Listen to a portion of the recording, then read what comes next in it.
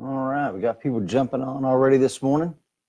Is my volume okay? Give me a thumbs up, guys, if you can hear me all right.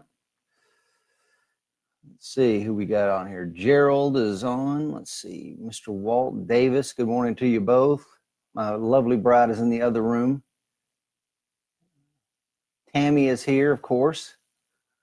William Casey, good. Let me know, guys, if my volume's okay, and we will get rolling. As you can see, I am not in my office again this morning, nor am I in an Airbnb in Providence, Rhode Island. I am here at our great friends, Tammy and Jason's, and we are in somewhere just outside of Dublin, Ohio, I think. And I am drinking coffee out of this Ohio State Buckeyes mug that Tammy gave me when I got here. I'm not sure if you can see that. And we are having Seattle's best coffee, Post Alley. It says it's smoky and intense. I don't know if it's smoky and intense. It's coffee, though, so I need it. Let's see. Howdy, Elkie says, and volume is fine. Let's roll then. Good morning and welcome to another Friday installment of Coffee with Rich. I am your host and tour guide this morning, and we're going to talk about all kinds of great states. We're going to talk about a lot of great stuff, and we're going to talk about the states that I'm traveling to. Real quick, if you don't know, my name is Rich Brown. I'm the co-host of the American Warrior Show, America's #1 self-defense podcast, and my partner in crime, Mr. Mike Seeklander, and I have the American Warrior Society, and I am honored to be the co-founder of that as well. Just so you know, like, share, let me know where you're at this morning. If you're a coin member, I'm happy to have you, and I would like to know where you're from and what your coin number is. And once again, if we hit 50 live viewers and you like and share, you're going to be entered to win a Gen 1 tumbler. I think there's 7 more in existence, so I'm really anxious to get that sent to somebody. Okay, like always, guys. Let's see. Mike Seeklander's on. Good deal.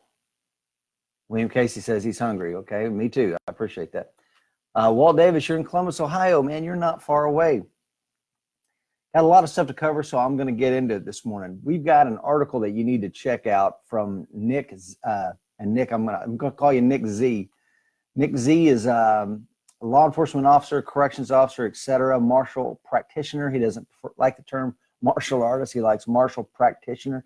And Nick is one of our coin members, and he wrote a really amazing article called Beginner's Mind. You're going to want to check this out. And what Nick talks about in there is, in his experience in law enforcement, sometimes you will get this idea of, oh, this is routine. We do this all the time. This is the where I was a police officer, we had this family called the Poe family. We were always dealing with these guys, always a domestic of the Poe family. And if you're a law enforcement officer, you know the kind of family I'm talking about.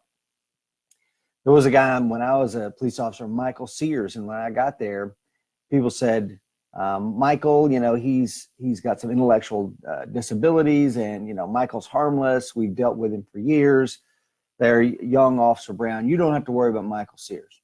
Okay, treat him with kid gloves. We've all dealt with him. And then one night, I'd arrested him for probably the 3rd time, and when I got him to booking and I was taking his photo, I got him against the wall, and I noticed something in his. He had some what do you call those? Sweatpants. He had some sweatpants on, and I saw this thing that was brushing against the inside of his sweatpants. I asked him what he had, because I didn't even frisk him, guys. Here's the deal. Everybody had dealt with, and it was a chaotic environment. I ended up hip tossing him, had to fight him on the ground, threw him in the cruiser, took him back, and, shame on me. I was a young cop. And again, Michael Sears is harmless. when I patted him down, he had a butcher knife about yay long on a bungee cord so it could stretch. And I said, what are you doing carrying this, Michael? He said, I'm going to use it on you. Okay, so one of those things, and that's exactly what Nick's talking about. He talks about living your life in that beginner's mind state where you're constantly looking at everything fresh and new, and you're eager, and you don't get that jaded and callous mind where, this is bullcrap. I don't need to take these precautions. I'm dealing with Michael Sears, who's harmless. So learn from my mistakes, guys. Read this article that Nick put together for you. I think you're going to appreciate it. It talks about the Dunning-Kruger effect and all this other stuff. Some of these cognitive biases that will trip you up. Let's see who else is on here. Elke, good morning. Ted, 1491. Happy to be here. I'm happy to have you, sir. Jeffrey Young, good morning. Rich, 1614. Josh Slater, sorry I'm late. Josh, I'm glad you're here. And so is my old shooting partner, Mr. Andrew Keith. Let's talk about show number 177, man. This is a great show. Tim Larkin was our guest. Mike did a phenomenal job interviewing Tim, and Tim is from Target Focus Training. Tim Larkin, for 25 years, trained Naval Special Warfare guys, and the title of the show is When Violence is the Answer. And when violence is the answer, folks, it is the only answer. It is rarely, if ever, the answer, but sometimes when violence is the answer, folks, nothing else will fix the problem but violence. No any amount of begging or pleading, etc. And on the way up here to Ohio, speaking of begging and pleading, we were listening to a podcast. It was on the BBC, British Broadcasting Corporation or company or whatever the heck it's called. But on the BBC, this panel of psychologists was discussing the Moors murders. And if you're not familiar with the Moors murders in England, it happened back in the 1960s. And it was a very attractive man and woman couple. It's not important what their names are. You can check it out, the Moors murders. Very attractive, very well groomed, well spoken, from good families. And they just decided to murder children. And they would audio record the little girls being tortured to death, and then they would drop them in the moors. So again, no amount of those little girls begging for their lives affected this couple. If anything, it heightened their sexual arousal. So again, guys, when violence is the answer, it is the only answer. Check out show number 177 with Tim Larkin if you want to find out more about that. So who else is on here? Brent Harris, coin number 900. What a great coin number there, Brent. Happy to have you on the show. Yeah, Walt, you're just up the road, man. Aaron Edwards, good morning, sir. Coin number 378. Amazing. Guys, make sure you're sharing, let me know where you're from this morning.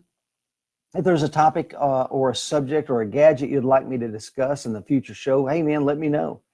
And if you want to reach out to me for additional comment, rich@AmericanWarriorSociety.com.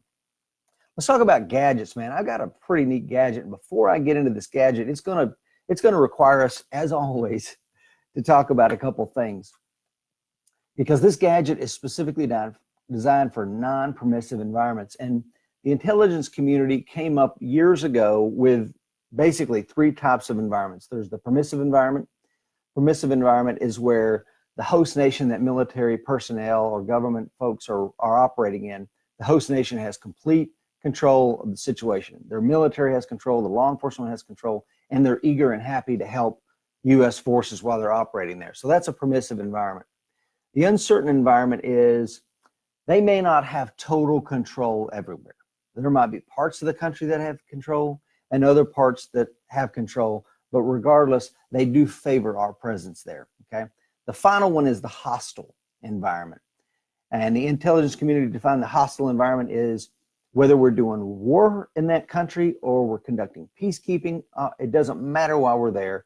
They hostily oppose our presence. And that may mean anywhere from just opposing us with demonstrations, or it may mean that they're going to arrest or fire on American personnel on site. So that's what the intelligence community says those three types of environments are. You don't need to worry about them, because when I'm speaking of non-permissive environments, I'm not necessarily talking about them in that context.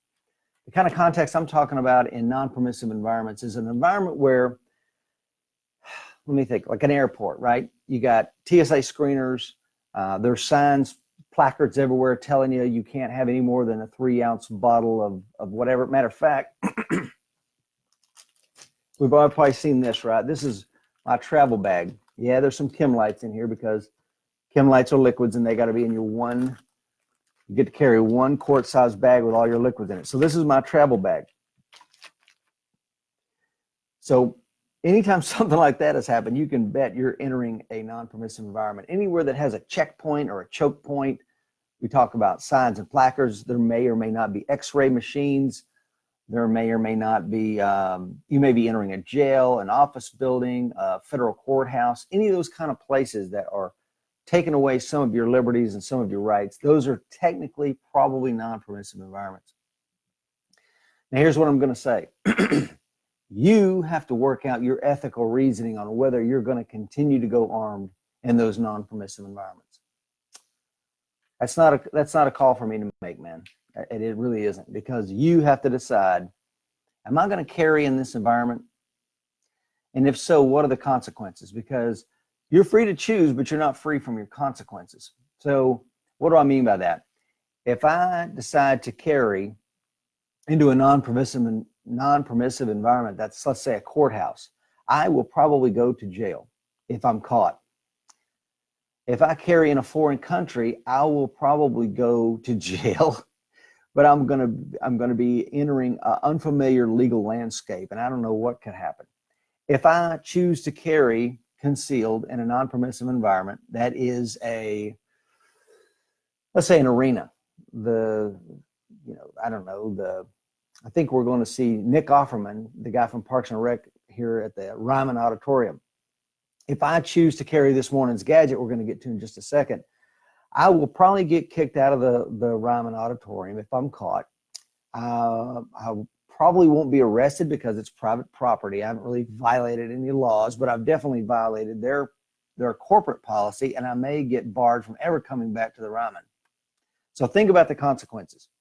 When we think about consequences, guys, I want you to think there's the legality of the situation, and there's the morality of the situation.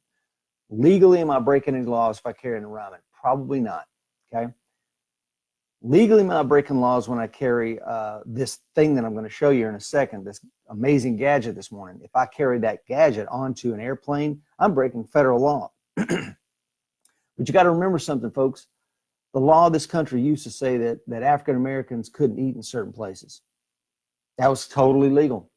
To disenfranchise a group of Americans, take away some of their liberties, that was completely legal, but it was absolutely immoral, okay? So you have to consider and weigh those things and ethically reason for yourself, okay? Whether you're going to break a law or you're going to be a little immoral or whatever. I can't tell you what to do. So let's talk about this morning's gadget. This morning's gadget is the Shark Bite by Tactical Defense Institutes, made by KBAR. I don't know if you can see this.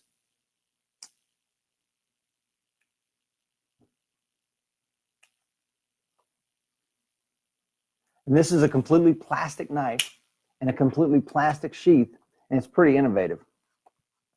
The Shark Bite, I'm going to read you some stuff about this guy here. This is basically for non-metallic carry, non-metallic everyday carry, if you will.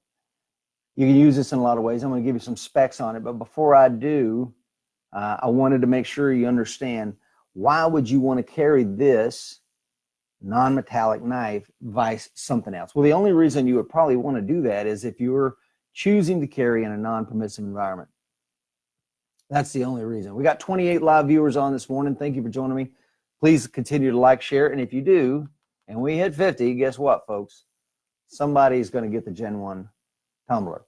So the only reason you would probably want to make this distinction and carry this little guy is, well, it's lightweight. I guess you could carry it in your, if you were hiking or what have you, but the primary design is for non-permissive environments.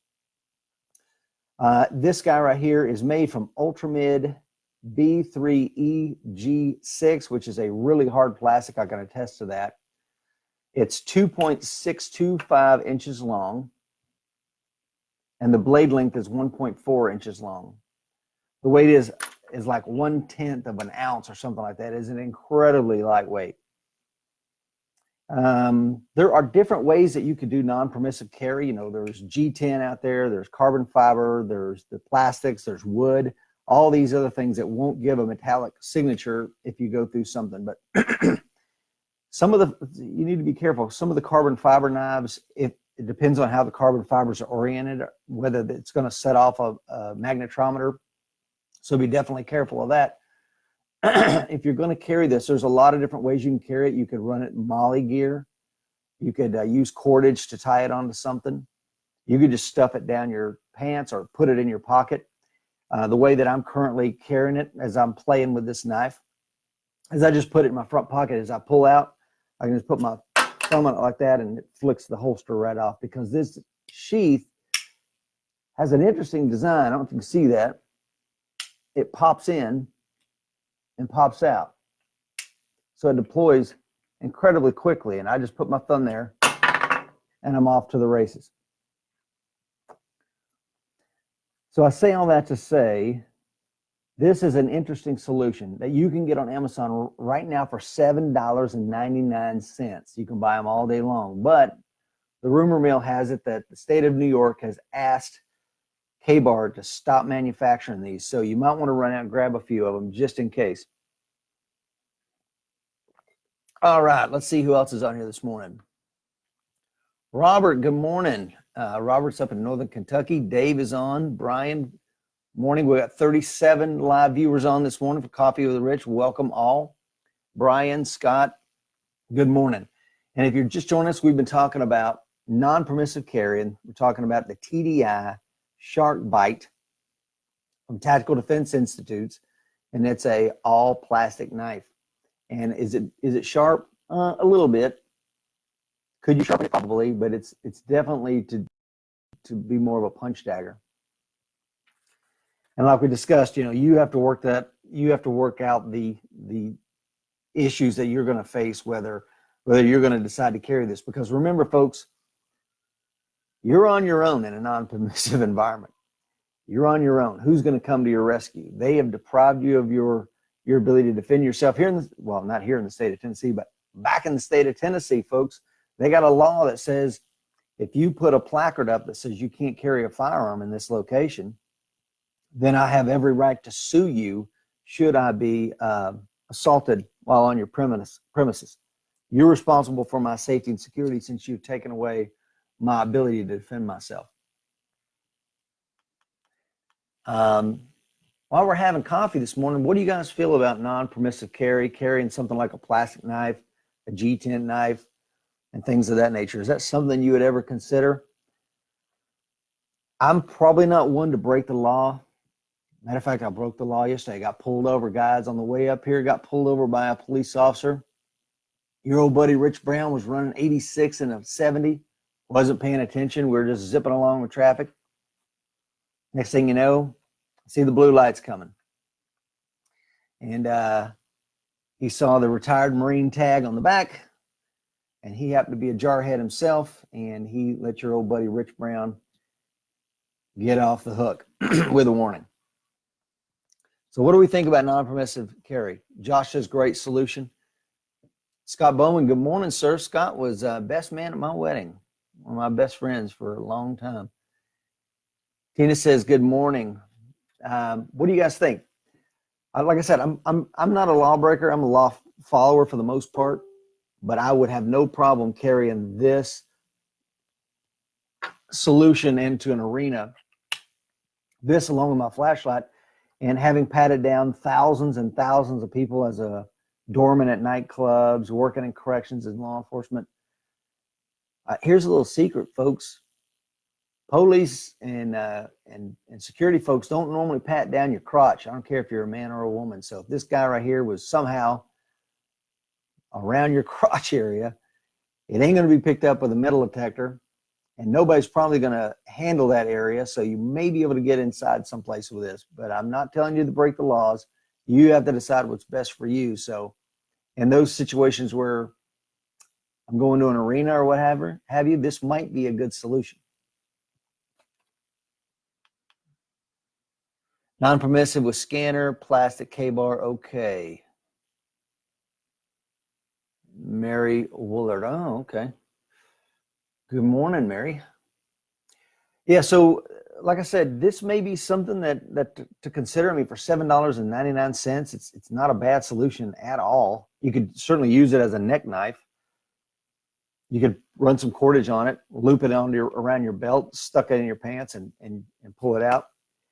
So it serves a lot of purposes. So let's go over what we discussed this morning. We talked about the article "Beginner's Mind" by Nick Z. Nick is up there in Boston. Good morning, Nick. We talked about show number 177, when violence is the answer, it is the only answer. And we talked about non-permissive carry. We talked about non-metallic carry. And I introduced you guys, well, some of you probably got introduced to the new TDI Shark Bite. The carrying this thing is interesting. I really have searched far and wide for good examples of how people carry this. You know, obviously you could run it on your plate carrier because it doesn't add any additional weight. It's MOLLE ready. You could use cordage. It does a whole lot of things.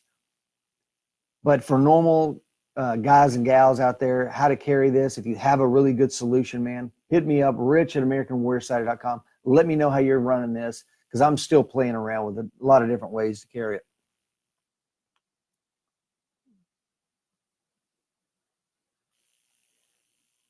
Let's see. Elke says, let's see. William says, I'm back. Had to go get my shark bite I ordered. Awesome. Elke says, non-permissive environment without a scanner will EDC unless it's a government facility. Yeah, probably true. Mario is joining us. Good. So it's up to you, folks, what you do, whether you're going to choose to carry something like this, or you're just going to, you know, the idea of, we used to call it Mexican carry, just jamming a firearm inside your waistband, not using a holster. That way, if you got to ditch the firearm, you ditch the firearm, hopefully without your prints on it, and you don't have a holster. Because part of the problem is not getting rid of the firearm, it's getting rid of the accessories to make it look like you weren't carrying. I'm not telling you to break the law, folks. Please don't misunderstand what I'm saying. These are things that you have to say. I'm telling you that sometimes the laws can be immoral. Sometimes the things that people put in place, the rules, are designed to disenfranchise you. You have to do your own ethical reasoning. You have to weigh the pros and cons and the consequences. Because like I said a moment ago, you're free to choose, but you're not free from the consequences of those choices. So that's about all I got this morning, folks. If you got any questions for me before I jump off here, I'm going to have a sip of coffee. I'm wearing my American Warrior Society swag. If you want to pick up some of that, feel free to do that. AmericanWarriorSociety.com or AmericanWarriorShow.com. Remember, all the articles I tell you about every Friday are absolutely free. Go to AmericanWarriorSociety.com. You can read all the articles for absolutely free. All the podcasts. Go on your iPhone or your Samsung, whatever weird Android product you're using. Find that podcast app. Search for American Warrior Show. Subscribe, and it will jump into your feed every single week when we release a show. And those are absolutely free. If you want to get inside the paywall, guys, I talk to you about the paywall every week. We got to pay for film crews and all this fancy equipment. It costs money. And we want to take care of you. We want to keep you safe. You want to find out all the curriculum that's inside the training vault, all the things that are there designed to keep you and your family safe. You're going to have to jump behind the paywall. But don't worry, the first month is on Mike and I. It costs you absolutely nothing. After that, it's less than $1 a day for all the content that we've amassed over 50 years on this planet. So, any questions for me before we jump off?